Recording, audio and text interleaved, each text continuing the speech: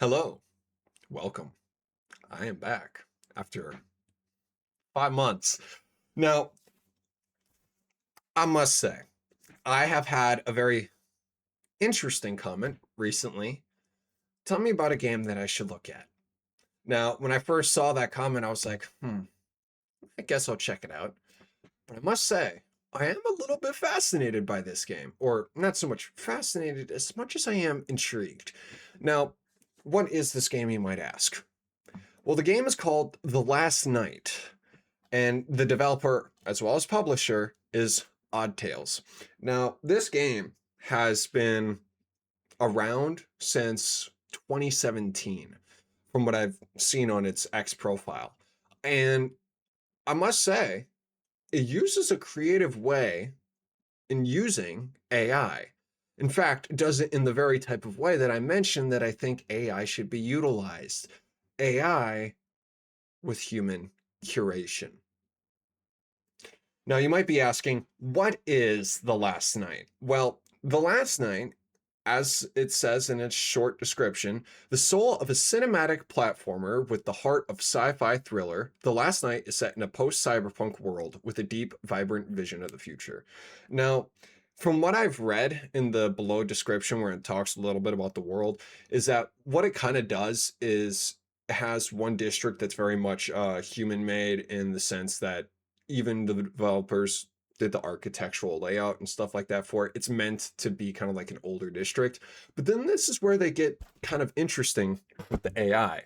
You see, when we look at how one would typically associate AI with, they would typically associate it with some form of procedural generation that is specifically in games. Outside of games, you typically think of an LLM. Now, I don't think this game is using an LLM, quite frankly. I mean, it came, or to be more exact, it didn't come out yet. It's still not out.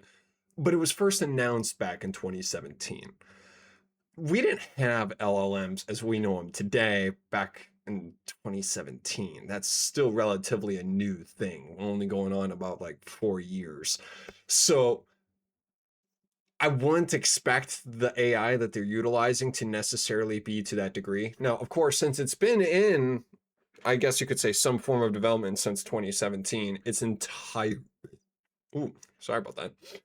Ever since 2017, it's entirely possible that they've done some changes with their AI type of system. But what they're doing is fascinating. They're doing human curation with the AI, and it actually fits with the story's premise, which is even more fascinating. You see, in the bottom description and the about the game, it does talk about this a little bit, where basically what they're doing is that they're taking this kind of human district that is made entirely by human hands and is supposed to represent the old district before AI. And then there's this new one that's its layout, its whole kind of fundamental design was made by AI. And so, because that's the case in the story, they took an actual AI to do just that, to actually make that layout and placement of said district. Now, of course, they're not using AI in its art.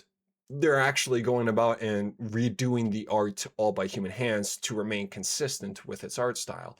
But nonetheless, this is a great example of what I believe to be an amazing way to utilize AI within gaming, especially within indie gaming.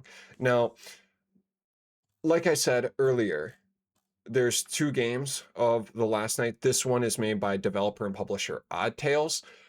I highly recommend you give them a look, check them out. It's honestly like its art style is absolutely gorgeous. It's absolutely gorgeous. It's one of the most interesting mixes between kind of 3D, 2D, and pixel art that I've kind of seen. It's not exactly the 2D, 3D uh, that you see from Octopath Traveler. It's not exactly like that. It's I guess you could say there's a similarity in a way, but it's not exactly. And